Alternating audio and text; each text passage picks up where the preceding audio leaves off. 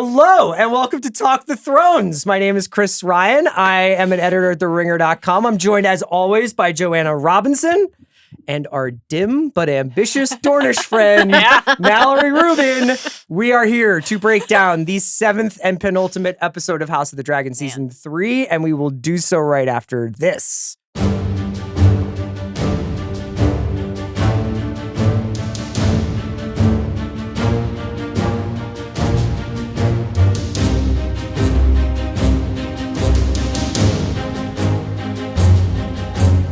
Talk the Thrones is a House of R production in very many ways. You know what I mean? Like I'm here, but by the grace of you two. Yeah. And you can That's not listen how we see it at all. to House of R Go Deep on this episode on Tuesdays, correct? Correct. Yeah. Sometimes. When you watch Sometimes this or Wednesdays. listen to this, we'll be on a lake. So Andy and I are not talking about this episode. Oh, If shit. you want the uncut, raw CR takes on this, Damn. you can okay. only get it on One House night of R. only. Wow. And I will start my recap of this episode, the 7th episode, right about now. So, gonna do this by character this time. Okay. Because chronologically going through the episode, there's moments that are important, obviously, but I thought this was a bit of a table setter, a step up from last week, which I suppose we were somewhat critical of, but, exciting stuff brewing. Yeah, oh, yeah. Tumbleton in the balance. Let's start with Alicent, who arrives at Harrenhal, has sex with her son Aemond, and then arrives again. You know what I mean? You said Magic. arrives and not comes? I know. Well, I'm a little jumpy about making too many sexual jokes. Don't worry. Um, We've got you covered. Shout out to the Ghetto Boys. Aemon's mind is playing tricks on him. And he's a little freaked out by all the H-Hall voodoo flying around as he greets Alicent's bodyguard by stabbing him in the throat. Things just get more frosty from there with like an awkward dinner between Aemon's mom and his girlfriend and an awkward cocktail hour where Alicent poisons Aemond with some berries that she found next to the body of her dead minder. Some berries. Aemond collapses in Alice's arms as Alicent seemingly escapes Harrenhal. Yeah. Okay. The Nightshade payoff. Helaena talking all season about the poison plant. I thought that was just, they were just some cool berries. I didn't know. Daemon is out and about looking for Rhaenyra, whose dragon has been spotted hither and yon out in the Vale. He finally finds her, but the reunion is interrupted by Rhaenyra and Adam's arrival. And there's a big standoff and intergenerational family fight, basically like the Fishes episode of The Bear, but with dragons. Wow. And Caraxes Oh, yeah. winds up fighting Sheepstealer, with Rhaenyra at first condemning Rhaena and saving her life and riding back to King's Landing.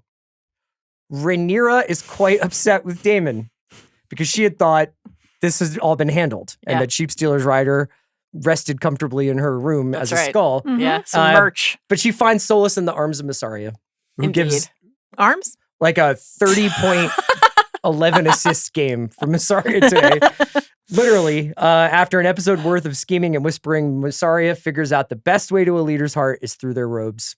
And the two of them get down. Have they done this before? They've kissed. It's Yes. smooch. Yeah. I thought they were having sex this whole time, but they really treated it as a monumental moment. Like a breakthrough. Yeah. Some other news and notes. Ormond now has Corlys hostage and sends Alan his finger as proof. He has also been working behind the scenes to turn Ulf against Team Black, and it looks like offering the pub crawler Driftmark and the title of Lord of Tides will do the trick. Yeah. Honey However- Hole, not good enough. Another knock for the bees. I Joanna, can't when the will it end? indignity for House Beesbury. He just was like, ha! Honey Hole. Beesbury. Yeah, like, Fuck 'em. There is an army of 20,000 men marching on Tumbleton, so that is Does one it feel thing important on the eve of the Ormond might finale? want to keep an eye Yeah. on. About a day away. And also, Gawain and Darren really starting to build a degree of skepticism about Ormond's leadership and thinking he might be a fascist. This episode culminates with Larys, Aegon, and Tylan returning to Rook's Rest after finding the roads impassable, and they decide to make a stand against an oncoming Rhaenyra-aligned army, Mutants. with Aegon proclaiming his identity out loud for all to hear. And it's this big moment, and we're so happy for him because he believed in himself. Are we? That's right. Okay. And then Character on an arc, yeah. the reason why this all works for him is because there's a giant fucking dragon that's not dead behind him. Sweet Sunfire. Yeah, No and longer long in the dying. Sunfire Short in the lights living. up the opposition and announces a new old power in the Game of the Thrones, which is Aegon. Look at you, man. Sierra, did you identify with Ormond when he said, "What do you see in them anyway? The Targaryen element." Remember the other day on the watch when you were like, are there too many Targaryens in this show? I don't like to identify with anything Ormond says. But kinda. But Interesting, I yeah. do, like his point to Corlys, I thought was very well taken, which is like, why are we working for them on behalf of their own self-mythology? Yeah, and then you he know? had to be like, sorry, I forgot your wife was one of them. I should probably account for that real quick here. Can you All your kin. give me your finger while we're talking? Make sure it's the one with the easily identifiable ring. Do you think he took the ring off, Another sliced the finger? finger, and then put the ring back on? Or used a different finger entirely, and then it's just like, oh, let's add the ring. I think Ormond raised the cleaving knife in dramatic effect and then let other people handle all of the things that of the- might smell. Yeah. Okay, got it. There's one thing I didn't mention in the recap that I Uh-huh. kind of did want to start with. Okay. One of my most memorable experiences podcasting with you during Game of Thrones is the hysteria surrounding Bran's visions. Oh, yeah, sure. And the predictive nature of these visions and how you could maybe see where the show itself was going Yes. by breaking down these visions. Helaena has two visions dreams, in this yeah. episode, correct? Yes. Right. Like the one in the beginning where she's like petting her horse and stuff. Yes. And then the one at the end where winter comes. Mm-hmm. In between, Rhaenyra is like, what do your visions tell you of like, Yeah. Were the gods right? are I the gonna gods win? right? Am I going to win? And she's like, I was watching I the Russo prevail? brothers film The Gray Man, actually. You know what?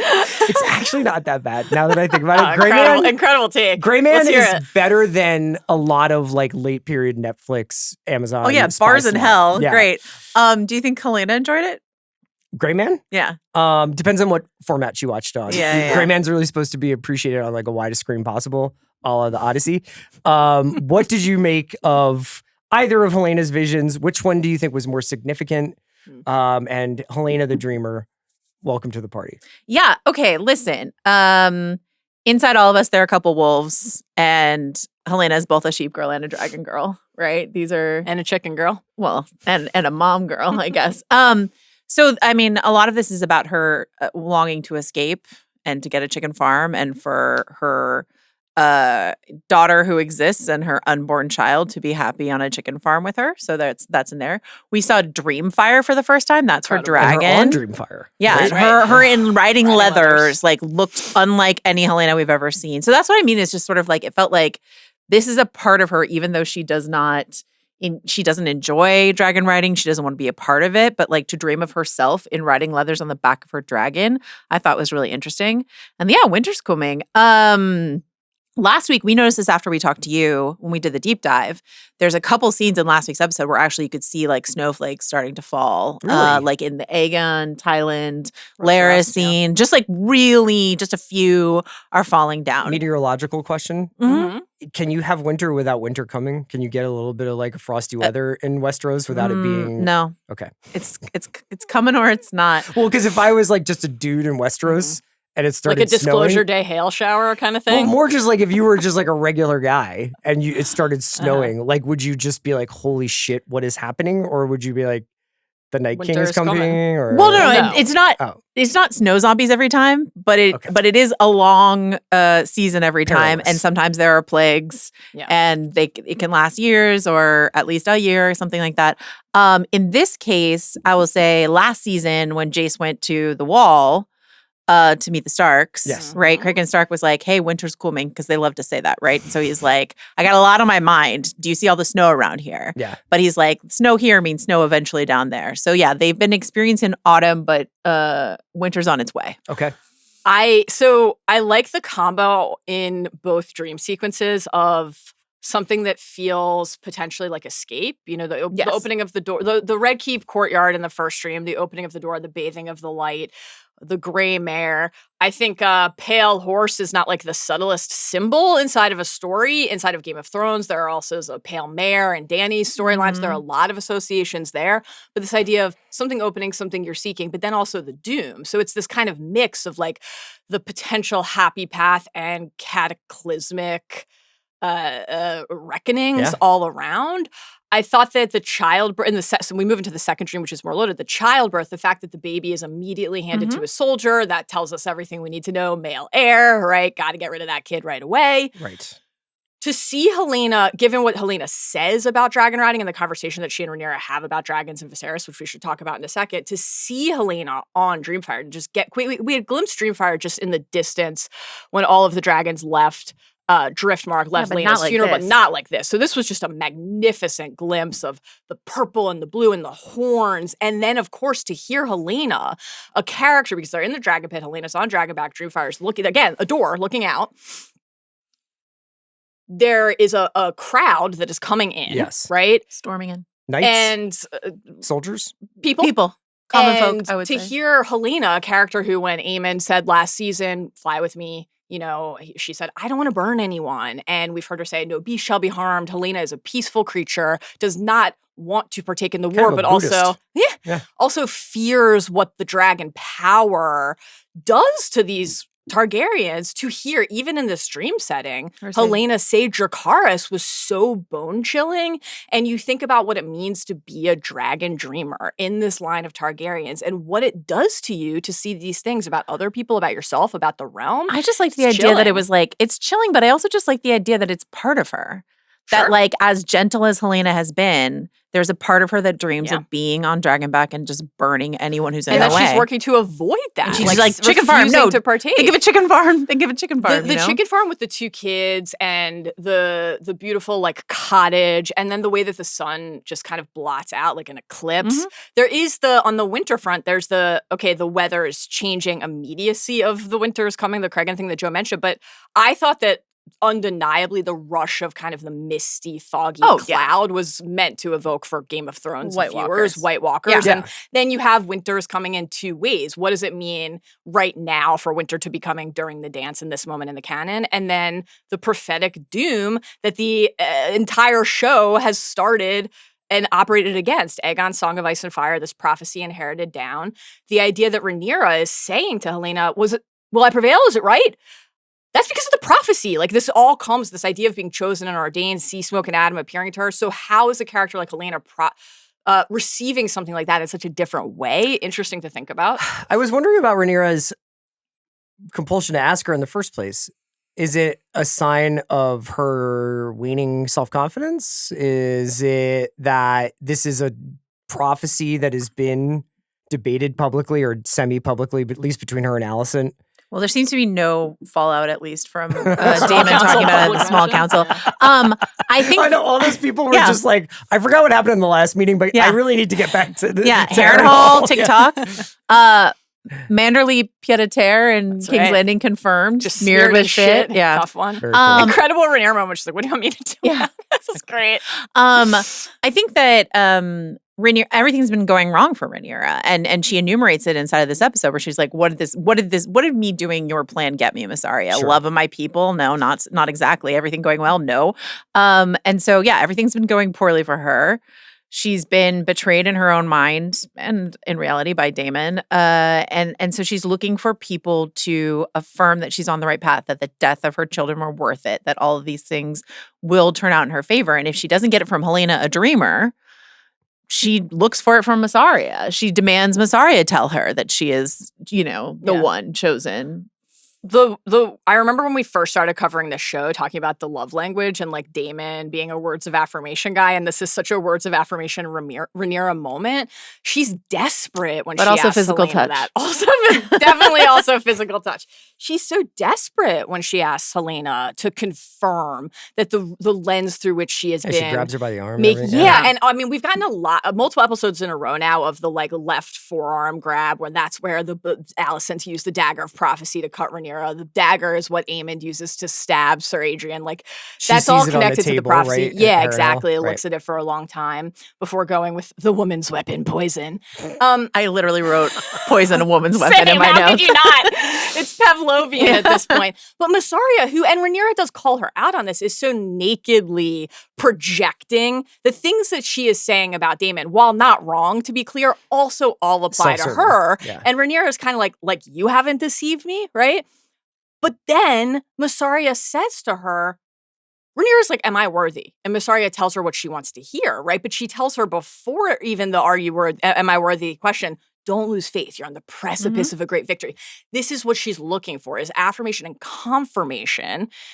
that she's doing the right thing. All she gets from everyone else is broken trust, questions, being undermined, deceived. But what I thought was really interesting is that so Mysaria in that earlier scene when she's in front of the Iron Throne with Sylvie, who's the madam in the I remember. Okay. Yeah. More mother's milk. Yeah. So when Sylvie says, you know, you'll only ever be a whore here, the way that Mysaria then uses the tools of her trade, not just her body, but also like to flatter, cajole, like Rhaenyra, tell her exactly what she wants to hear.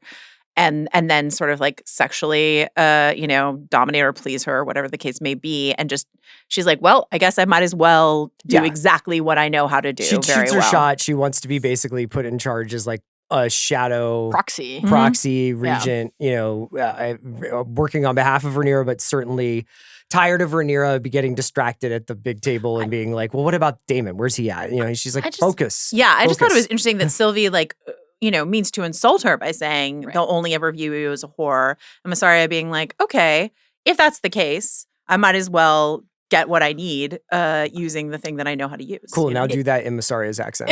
she actually does a fantastic Mysaria. Rich words from the mouth of a Hightower. Again, to the deep dive. You can get hours of that. I thought it was interesting. The Sylvie Mysaria scene was a good reminder of how the show operates in like phases and degrees, because Mysaria with Rhaenyra, with Daemon at the small council, conducts herself and positions herself as the voice of the small folk. And then Sylvie's there and is like, that's bullshit. I'm actually doing that, right? And like, is it any truer for Sylvie than it actually was for Mysaria? But how many people are just like saying that thing? Who is it actually true for? Mysaria is a fascinating character because I think we've gotten many glimpses across the canon with her where she does and says something that feels sincere. Like when she and Rhaenyra first kissed in season 2, episode 6, that was in a stretch where Mysaria was basically like pledging her allegiance to Rhaenyra. So once again, there was a link of you can rely on me. You can consider me a trusted advisor and let's hook up. As a way to get out of prison. No question. Yeah. The moment with Aemond and Sylvie before Aegon burst in with his sycophantic friends and Aemond like had to insult Sylvie, chose to insult Sylvie and barge off like one horse as good as another, and she felt cast aside by him. He said she's the one that he said to, like, I do regret that business with Luke, right? And showed that vulnerable kind of repentant side, which I thought was also on display from Aemond and how he was talking to Alicent, and that made it extra heartbreaking that she wasn't like, could we find a way forward here? Maybe I should just tell you what Rhaenyra sent me to do and we could work through it. It is often others who suffer, the small folk like me. That's what Sylvie said to Aemond. And then Sylvie became a part of the Mysaria, Diana, Alinda plot to rally the small folk in season 2 for Rhaenyra against the Greens. But then when Sylvie petitioned Rhaenyra at the beginning of the season, like, it was a pretty naked challenge. She, my queen who came to power as a champion of her people, a reminder of what they did to help her. So she has been very assured and bold in her convictions and pretty constant in her position. That's like a really good thing to point out, because I don't know if like the casual viewer watching this show over the course of like knows who she is, but also remembers every like little like tick of the box. That's why we have Mallory. That's why we have Mallory. Can I ask you guys about it? Oh, go ahead. Really quickly, I also think very intentionally the show is trying to nod to Varys and Littlefinger having a conversation in front of the Iron Throne. This idea of sort of these various strivers or masters of whispers, or however you prefer, and who are they working for, their own personal ambition or for the people? Right. No question. Another dream sequence of a sort happened when Aemond straight up nails his mom, but it turns out it's actually Alice. It's incredible stuff. I was wondering who's dreaming, or what is happening in that scene mechanically? Where is it like, is it Alice taking on the form when of a man Alicent? loves a woman? No, I know. And that woman happens to have also given birth to him. Was Aemond imagining that it was his mom? Was Alice taking on the form of his mom? Was that just two crazy kids? Here's my theory. Two crazy kids. Just trying to make it work. I think it's similar to Daemon, where it's just sort of like Aemond is a bit in a sort of like waking dream state, that she's keeping him hopped up on werewood paste and is just sort of like, he's having sex with her, but he's envisioning this whole scene with his mom because he's mostly on drugs. doing topless sword practice. And just falling over. Yeah. Tough one. Yeah, it's Blackfire really is tough. a heavy sword, especially if you've been stabbed in the kidney. Maybe it's like having a donut on your bat, though, where you're like, as soon as I take yes, it off, exactly. I'm going to be able How to kick the ass. bat speed and exit velo are unmatched. How did you feel about Alice telling a prince of the realm to go chop wood? Yeah. I thought that was pretty sick. He didn't appreciate it. No. Incredible little But he temper did tantrum it. of But he did it. Well, because he did it because, and I genuinely believe this is the reason. First of all, he's in her thrall. But more importantly, we have to make sure we can map as many Aemond Harrenhal moments against Daemon Harrenhal moments as possible. And when Alice basically told Daemon, wink, wink, nod, nod, I know you dreamed about fucking your mom, he was chopping wood. Yeah. So we had to get that parallel. The extent of the parallel here. So Daemon, when he comes to, if you will, he's just like at the dining table with Simon Strong, you know? So there's a little bit of a difference there. But the similarity extends not only to the fact that Daemon dreamed he was fucking his mom, Aemond dreamed he's fucking his mom. Their moms say the same things to them in these in these Harrenhal therapy sex fantasies. What a If weird show. only you'd been born, it's wild. If only you'd been born first, my favorite son. That was what Harrenhal Vision Dream Alyssa said to Daemon. Uh-huh. How could I forsake my best and truest son? The payoff of Alice saying you Targaryen boys all want the same thing, which is not just to fuck your mom, but for your mom to tell you that you're her favorite, you're her best golden beautiful boy, was so wonderful. And I really liked, I think it unlocks a lot of it points toward your questions, Chris, I think are really valid of like, how is the magic working exactly? How much is meant to be a mystery? Is Harrenhal Alice giving Aemond, because it happens exactly the way, not the sex part, but she arrives right after he has this vision. She cups his cheek and says, "You're all I have left." And he's like, whoa, and kind of pulls away because of the mirror moment. For me, it's that she's wearing the exact same thing. Yeah. That's bananas. And then there's like Alice's, how much does Alice know? Because she issues these very, Aemond's like, mind your dark thoughts, right? Yeah. She is like, there's a fog of evil that surrounds her and she means to do you harm. So Alice has a clarity about what Alicent is there to do, but also is kind of like, you're really fucking up what I'm trying to do here, and feels a little bit thrown by it. Yeah. She's like, I'm sure your mom doesn't want to stay here. The climate's not to her liking. I didn't envision my future with you, including your mom, by the way. So good. It's really good. Mommy How many couples wind up having that conversation, you know? Yeah. Incredible. Okay, so Alicent's choice to poison him, Yeah. a woman's weapon. Woman's weapon. You're always saying that, Chris. Yeah. I couldn't remember, and I did not review. Did Rhaenyra give her the explicit, like, I'm putting a hit out on Aemond, go get him for me? Well, I thought it was to flush him out. I think Adrian Redfort was supposed to kill I see. Aemond. Okay. Right. So, Yeah, the idea of the amount of guys with beards that you know their names, and I'm like, I don't know that guy. By the way, He just wears a incredible, cloak. because we've been talking since he debuted this season about how I called him Harwin Strong Light, and Joe very appropriately named him Harwin Weak. For him to die Nicely done. at Harrenhal. Harrenhal, Yeah, I nicely feel done. like the casting and the physical similarity was intentional. also a big Redfort episode. Quite a big Redford episode. The plot from Rhaenyra was like, okay, you're saying that Aemond's there, Vhagar isn't. That means he's just a dude, and a dude can be killed. But if it's a familiar face, a trusting face, they can get closer. So yeah, she was sending Alicent there to ensure, whether by her hand, by Sir Adrian's hand, that Aemond didn't make it out alive. She's certainly considering the possibility that will not work, because when she agrees in a fit of frustration to allow Sabbath the Frey to go to try to take Harrenhal, she's like, and then you can kind of check on like how the Aemond thing went for me as well, right? So she's like not She's like, my last assassination plot didn't turn out. Yeah. Maybe this one will work I got better. a cruel threat scrawled on the kit that I had stolen from the Baratheons. I have notes for both Alicent and Daemon in this episode, which is just like, stay a beat to make sure the person's dead, right? You know what I mean? Like, and make sure he's not like going to a witch who might be able to Oh, cure him. Immediately. yeah. I mean, she's in the witchy workshop, so She is. he's going to be fine, it would seem. She's not worried at all. It's like, Not a lot it's of like hate, it's just getting shot in the idiot, yeah. arm and going to the pit. yeah. You're gonna be fine. Exactly. You know,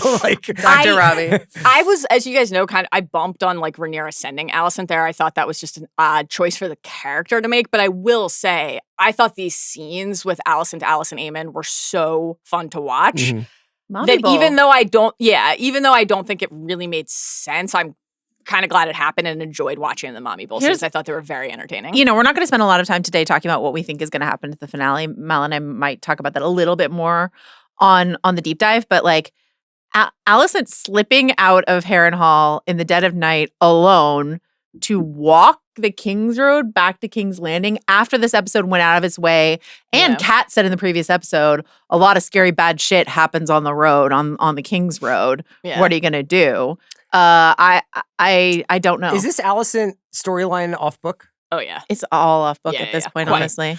I was looking back at when she departed King's Landing in the prior episode, and there are definitely other guys with her. So you think there are guys just down the road? Maybe. Okay. But how many? I agree with you. I thought it felt very notable that Alice went out of her way. Maybe she was just like, you're full of shit. There's no way you just came here with this one guy and I know it, right? Yeah. But maybe it's to set up the possibility for us that horrors await. I mean, could she theoretically, if my photographic memory of your map is, could she bump into Aegon? She'd have to take a really weird road back. Yeah. Okay. So now he has a dragon. So I mean, who knows? It's entirely possible. County roads. Okay, well, let's talk a little bit about Reservoir Dragons. Fantastic. Everybody's like this. Uh-huh. You know? Yeah. Oh yeah. Give me the hierarchy of dragon superiority in that scene in terms of like reputationally. Caraxes is the baddest. Oh yeah. I think so. I don't think so. No question. How would we even like what's the metric? It's complicated, right? Because there's age and there's experience and there's who's your rider and there's, what's your temperament and that sort of stuff.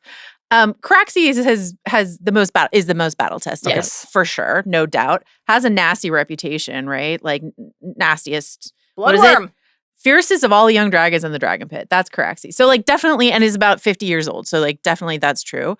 But Sheep Stealer is like closer to 100 years old. And is completely wild and feral. Off. Yeah. And the older the dragons get, the bigger they can get. And Sheep Stealer is the biggest of those dragons right there. And the tougher their hide gets and the hotter their fire gets. So hence why Sheep Stealer can walk off a Caraxes throat shot. I mean, Sheep Stealer took some serious damage. So did Cyrax. 3-on-1. Yeah.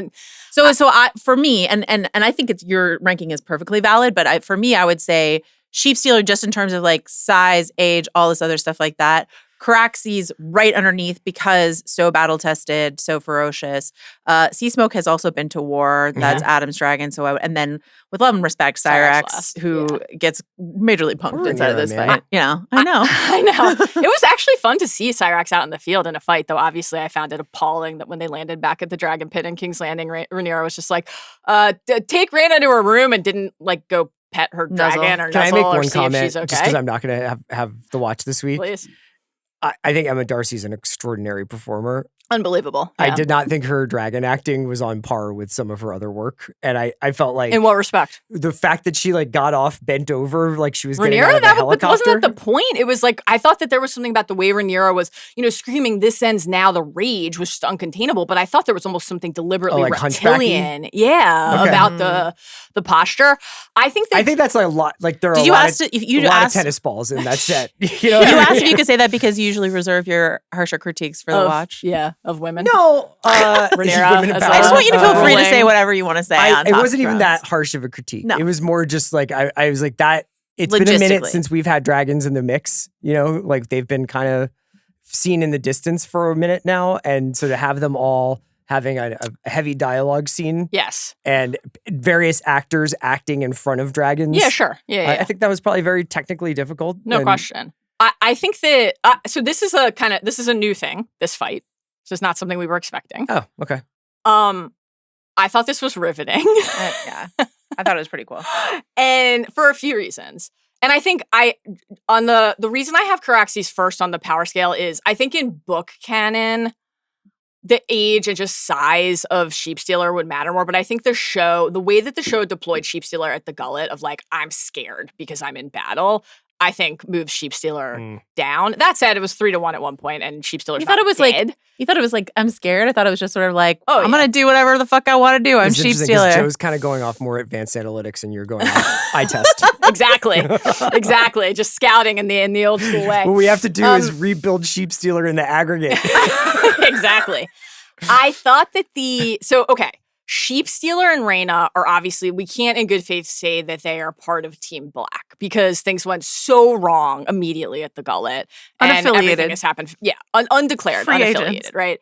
But It's supposed to be for Jane of Arryn. Jane well, Arryn. I don't know if I would say, I've got some notes for Jane Arryn as usual. At the end of the day, nobody in this scene is Team Green.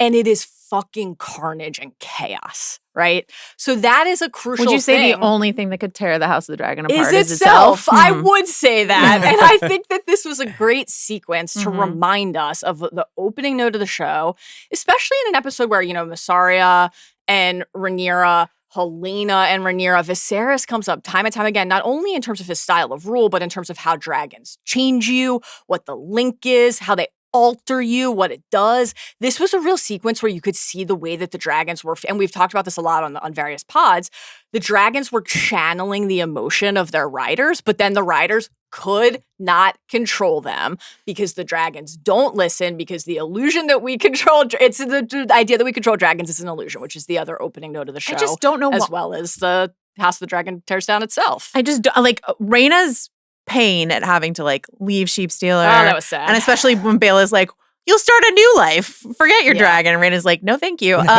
But Rhaena's pain at having to leave Sheepstealer. But what I don't, if we're like, let's finish it, then let's fucking finish it. And so for Daemon to be like, Adam, you take off with the queen. Yeah. I'll take care of this. And then half-ass not tail take care whipped. of it. I was just like, what are we doing? Can I ask a quick question? Sure.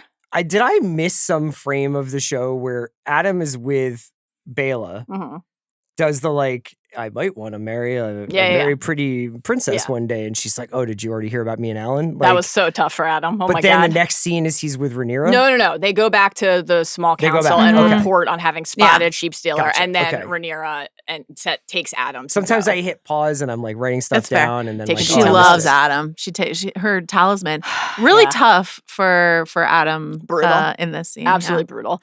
I felt bad for him, and I hope that the brothers have a little bit of a war over Bela. I think that would be fun. That would be fun. The other thing that was important about this 4-dragon fight, in addition to how quickly it got out of hand, how quickly the riders lost complete control of the situation. They also took, while not affiliated, they gravely injured a dragon that could have been on their team. Sheepstealer's a mess. Tries to fly, can't, kind of walks and shuffles off, very badly injured. As Joe said, Syrax is really hurt. Caraxes was the least harmed. Sea Smoke took a bite or two, but I mean, this was especially the number of the tooth and claw, which is the fire and blood description. Bites. The neck bite, which is how Vhagar killed Meleys. We were on the line here of losing some dragons. And I was like, is Syrax gonna die right now? No way. I had the same thought, which would have been obviously shocking, but it was perilous. And that's the other thing. It is no easy thing for a man to be a dragon slayer, but dragons can kill dragons and have. A famous Fire and Blood quote that Daemon actually got to voice in a fashion at the end of season 1. Dragons can kill dragons. This is a dragon war. So this is what it looks like. And we've seen it, right? There's, before the events of this show, Maegor the Cruel has come up a ton this season. Maegor and Balerion killed another Aegon, different Aegon, don't worry about it, and Quicksilver his dragon at Harrenhal at the God's Eye. But in just the show, Vhagar and Aemond kill Luke and Arax, right? Dragon killed a dragon there. That's not what Aemond wanted to have happen. That was Vhagar doing that. Rook's Rest, again, Vhagar kills Meleys. That's a dragon killing a dragon, and obviously the decision Aemond makes to attack Aegon. For a long time, many in the realm who had not read the book thought that Sunfire was dead. Very perplexing. I'm glad we're past that. This was just a bizarre choice. Irritating for us to every week being like, long in the dying. Long in the dying, I guess, when we knew that Sunfire was alive. Strange. And then obviously, we saw, a different version of it at the Gullet, because Sheepstealer didn't literally kill Vermax, but just when dragons are battling each other, how quickly things can go wrong. So this scene felt very intentionally placed to remind us of the losses that can be suffered when the dragon war unfolds. I also think it was intentionally put here. You were asking last week, because we're pretty sure we know what the big events of the finale are going to be at this point. But you were trying to figure out, like, you're like, there has to be something sort of monumental in the penultimate. And like the reemergence of Sunfire, I think but I think this dragon skirmish is here to give viewers not just this thematic richness, which I think is true, but also just like a little bit of action candy inside of this episode. You know what I mean? Can we talk about Sunfire for a second? Please. The Aegon, Larys, Tylan, but specifically Aegon and Larys plot of this season is my favorite storyline of the season. It's so good. It's the most reminiscent of Thrones, obviously, in a lot of ways, just because of the travelogue nature of it. But also, interesting. Yeah, I find that Tom Glencarney's performance is so great precisely because he hasn't really said a whole lot in like 3 episodes. He's been getting talked to by people and sort of hustled around, but starting with that great smile he gives Tylan when he realizes, like, I got to go with the hard way.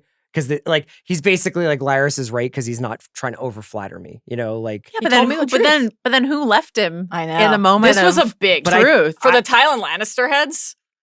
And there aren't any, but I guess I've shockingly immersed recent this convert one this season. You're like, fuck yeah, he stood his ground. Yeah, I know. He stayed. He stand on business. Larys ladies are hurting out here. Down bad this week.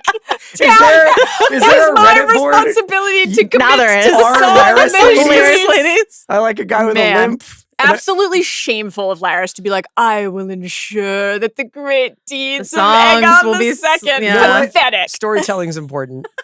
Oh, okay. Thank you, Tyrion. Yeah. What's more important than story? Kristen Cole would like to agree. Oh, man. I've just loved watching Aegon, watching Tom Glencarney listen to people, react with his face, not quite articulate how he's feeling or what he's thinking at any given moment, and then finally arrive at this place.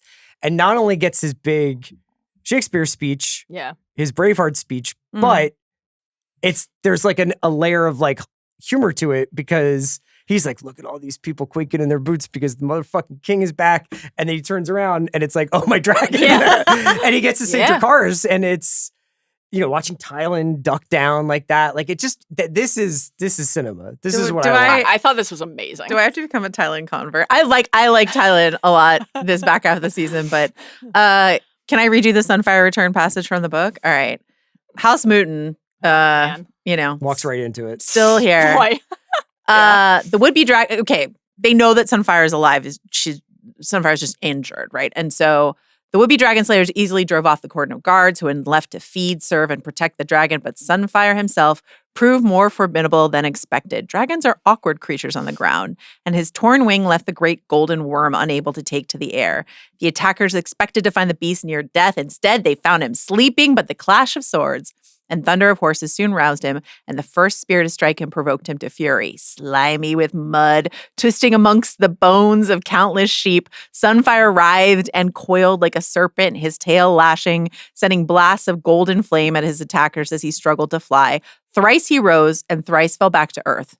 Mooten's men swarmed him with swords and spears and axes, dealing him many grievous wounds. Yet each blow only seemed to enrage him further. The number of the dead reached 70 before the survivors fled. Shout out Sunfire. Couple cues. Yeah. What's the rehab process for a dragon on death's door? I guess just bed, play dead. Just bed rest. Rest and relaxation, you know? Ice. Rest, ice. Compression elevation. Are there dragon vets? Dragon veterinarians? They're the dragon keepers who hopefully are tending to Cyrax, but it was Rhaenyra couldn't be bothered. But it was just a bunch of guys charging you to touch the dragon and like presumably not feeding Sunfire. I know. Like, where did Sunfire get the reserves of energy for this? I don't know. My favorite part of the sequence, though, is the way that, because we couldn't, I think, we couldn't see this side of Sunfire's face before because of the way that he fell and sort of, so his more fully formed half of his face was what Aegon was clinging to. But when he was reared up there, half his face is gone, the same way that, you know, it's like a pet that looks like its owner sort of moment. I thought that was really cool. They got to do the like Aegon Sunfire half face poster. I'm gonna get that as a tattoo. Yeah, we need to start a conversation. Yeah. I love on your like what kind of allowed him to heal and rise. I mean, obviously there was the I thought beautiful moment between Aegon and Sunfire a couple episodes ago where he's like, is it denial and desperation or can he sense something through their bond? He's like, my boy, I'm here, you're alive. Exactly. The 4-dimensional library of love brought him back. Exactly. It always comes back to Nolan. There is something kind of like deliciously ironic about the idea that it's Rhaenyra, it's Team Black sending a force after Thailand, after an enemy, and that leads to Aegon's last stand, that leads to Sunfire rising at last. Not another own goal from Team Black. I know, it's so tough. So it was, I think, I really agree. I think Tom Glencarny is just wonderful. I mean, the cast is great.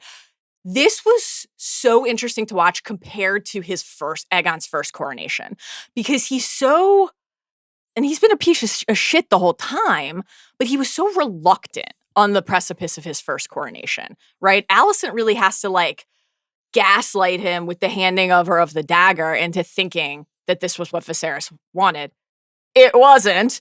And then when he's up there, anointed, coronated, the way that he was like, lifting his arms and with Blackfire, right? And the adulation of the crowd, the way that he fed off having an audience. Yeah. This felt to me so much like his dark, warped, even though it was very dark and warped the first time, darker, even more warped second coronation for Aegon. Some of it is obviously just what he declares. Behold me now, I am Aegon Targaryen, Viserys' true heir, the sixth king of the Andals. He's doing the titles thing, right? It made me think back to the way that he says at the end, yes, cowards, you might well retreat, for now you see me as I truly am. You already noted, they're cowering because of Sunfire, not him. We still get that language, which is very purposeful. Now you see me as I truly am. We think of the Alicent or Rhaenyra, now they see you as you truly are. We also got a version of this, just a scene later, I think, from Ormond and Ulf. They'll see you as you truly are. So this idea of who are you truly, but what are you conveying and what do you want people to receive? Call me crazy. The reason why I like it as a piece of writing and the reason why I think it works for the character is very few kings lose everything to get a chance to get it back, right? But what is your emotional reaction to what you're seeing when you're watching that? Not are like, you like, I'm go not like Aegon, cheering go? for it, but I am like, this is good writing because sure. I am like invested. I have watched this guy go through it over the last 2 years. Yeah. Between getting maimed, being left for dead, being saved by the only person in worse circumstances than Team him. Green always. I was going to say, you already lost your favorite problematic Team Green guy, and you're like, you need to new transfer Team Green that guy. complicated emotion somewhere else. I just think it's like, it's not like I am cheering for him, but I also, I think, crave a third way here. Like the idea of another power base that's going to be not only hostile towards Rhaenyra, but towards Aemond. So I'm inclined to agree with your Rhaenyra take of Emma Darcy's physicality that you and I have been talking about before. No. But I'm inclined to agree with you. But if we want to take it as sort of an intentional choice, you said reptilian, but what it's almost like cower. Mm-hmm.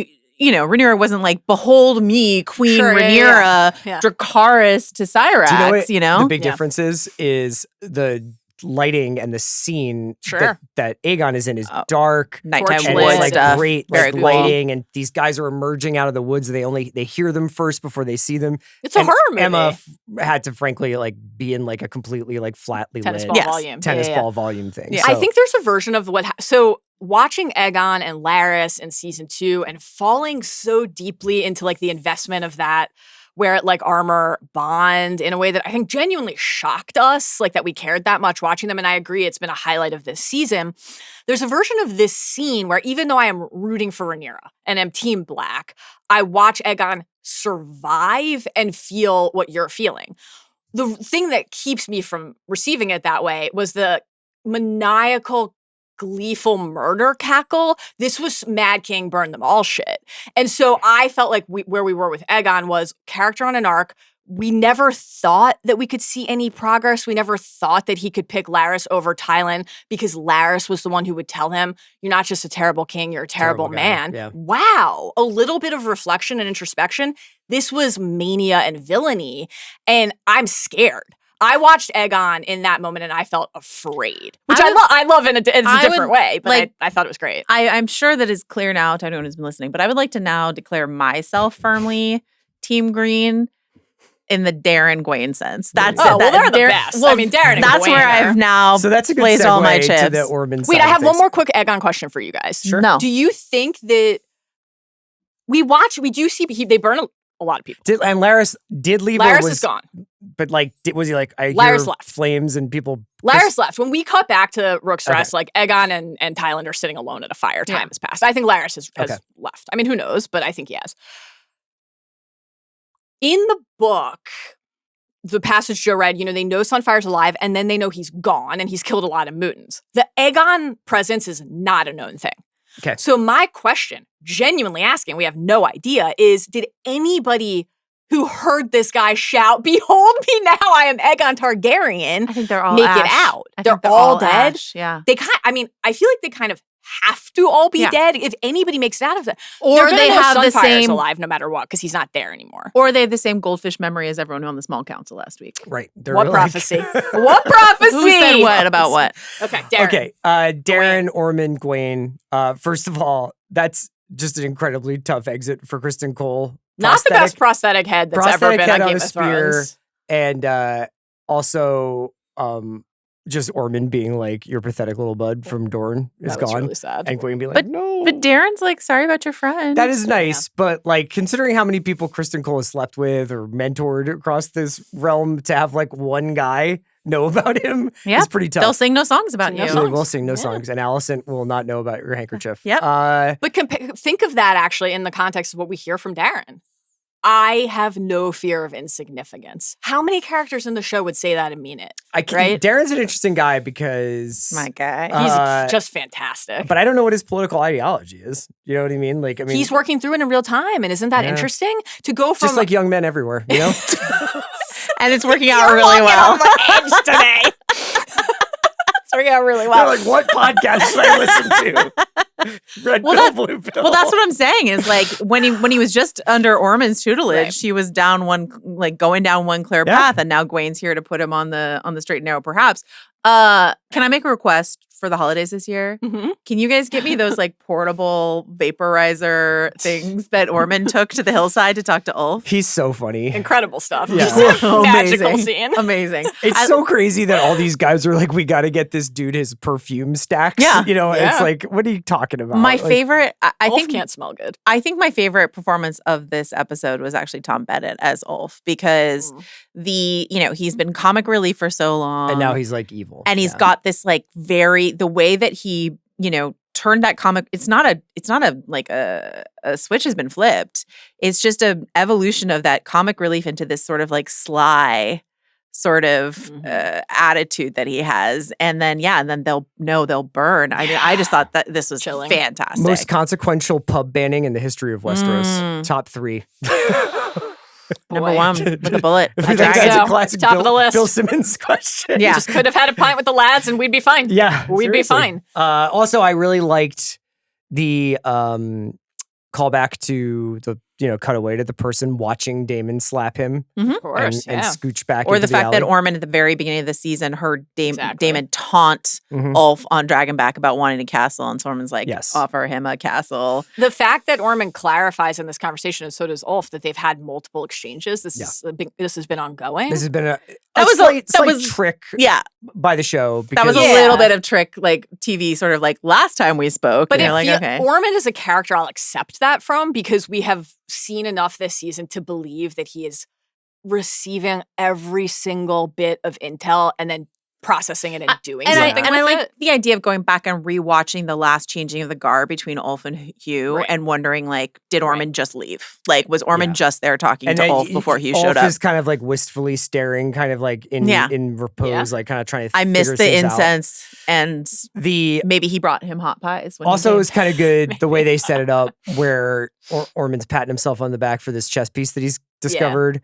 And Gwaine's just like, you got Corlys? Like, who gives a shit? And like, Darren questions Ormond at the tape. That was fun to watch Corlys watch them, their dynamic, when he's like, he's like, what good will it do? Questioned him.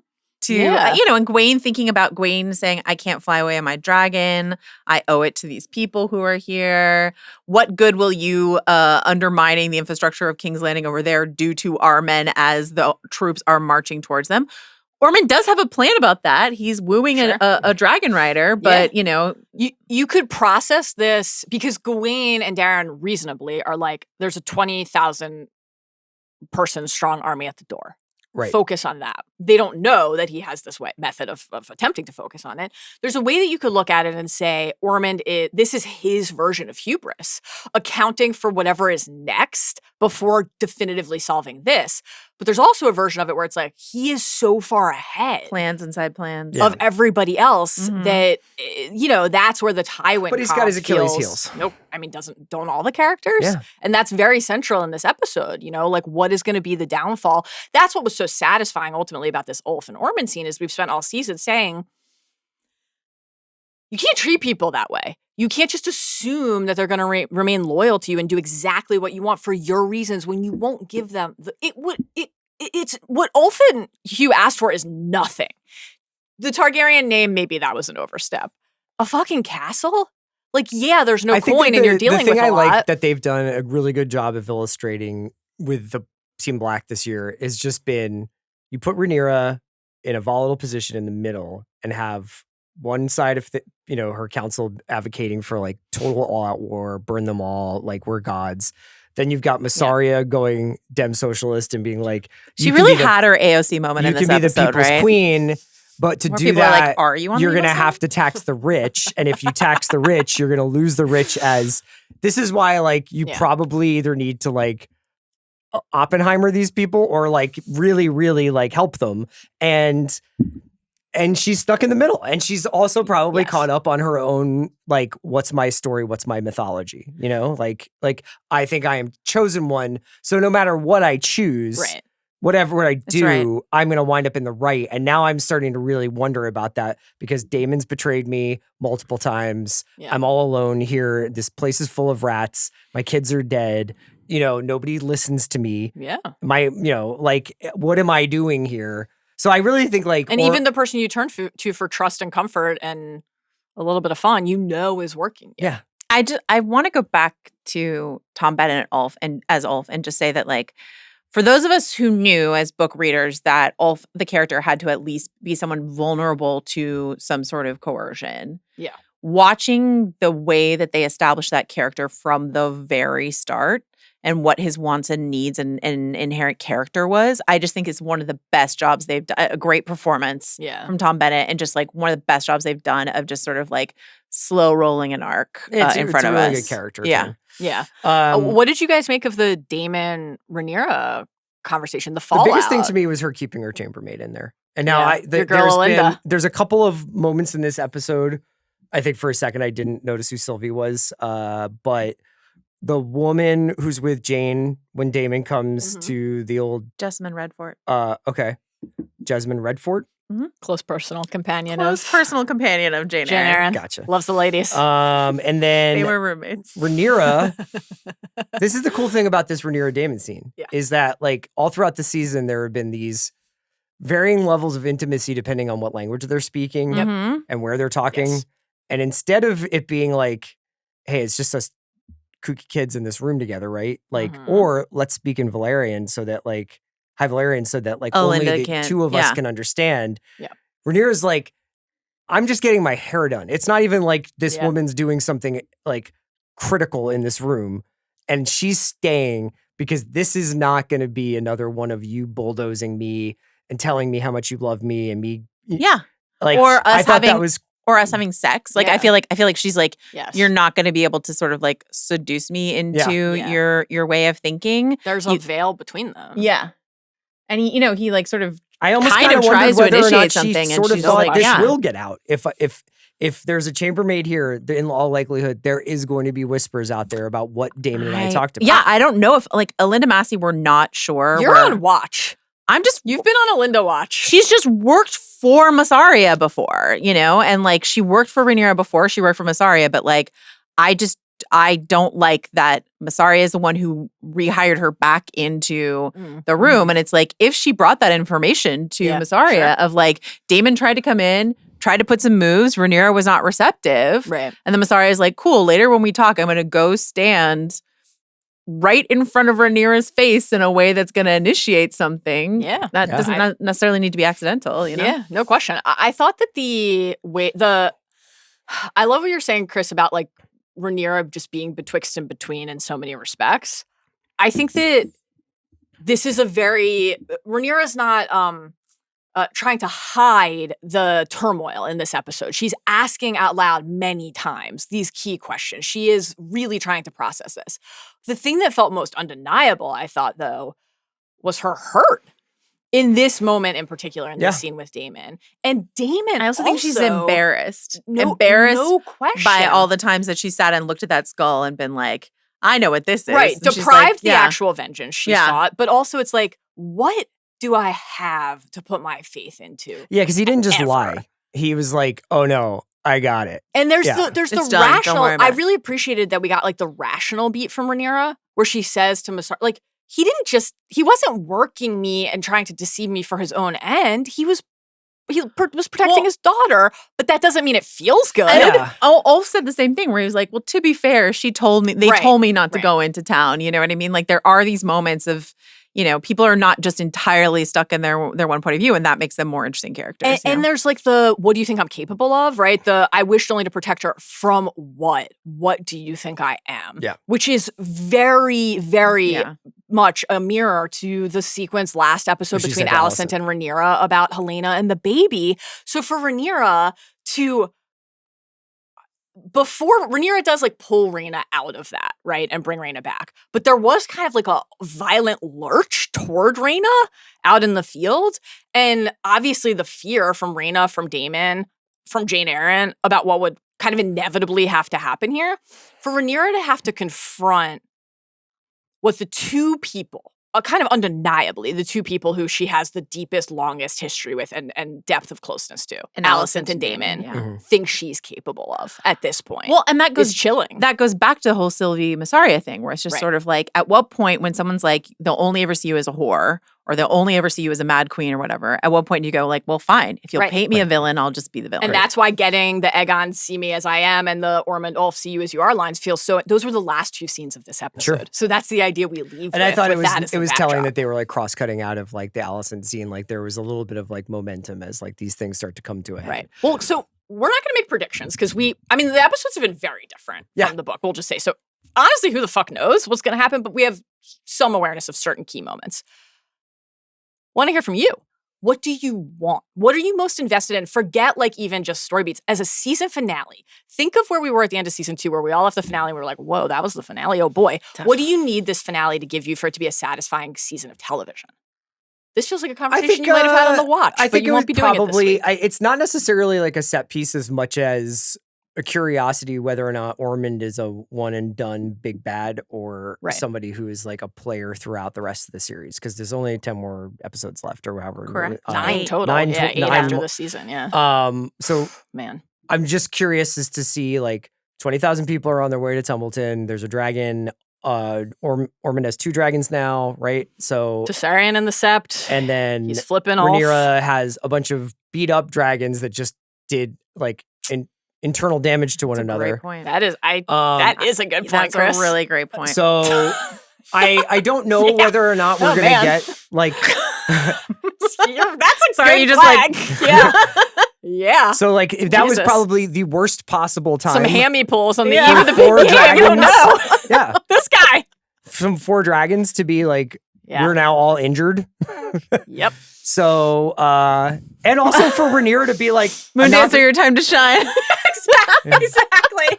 Taraxes, we're calling you up from the minors. Joff, you haven't had a line all season, but wake up. So yeah, that was okay. I would like to see something very Ormond-centric. Yeah, so you don't want the season to end with just the Winter Wolves marching. With I don't want the season to end with somebody being like, on a pike. All of the pieces are set. You know, like I think it is fair to say, that there is not a person involved with the show who thinks they can do that again. And each character it'll was be like, your favorite episode. That's your companion webisode. Mm-hmm. You should write a eulogy for Kristen Cole. You would have done this back for the live episode. Yeah, we should wrap up and say we are going to be live. That's right. Shortly after the finale on YouTube, so you can watch us there. Then the episode will be available as usual on Spotify or wherever you get your podcasts. That's right. And we will be engaging with the chat to the extent that we are capable. And trying to answer some of your questions. The thing about House of the Dragon is that while we do get these curveballs and wrinkles and deviations, like it is a history, piece. And so there's things we know that people we can, will be like, what's going to happen next season? And we're like, well, we don't want to tell you, right. But ultimately, I think it would be fun to talk about like what people's favorite storylines this season, performances, etc. For sure. I really look forward to it. Sunday Same. evening, late for the East Coast. That's right. Yeah. A dinner time affair for the West Coast. It's always the right time for some And Thrones incest. House of R Tuesday deep dive on this episode. Will you be back on the watch talking about the finale? I think so. Non-committal. Interesting. I think so. but more importantly, furious. Yes, more important. Yeah. Okay. Talk to you guys soon. Bye.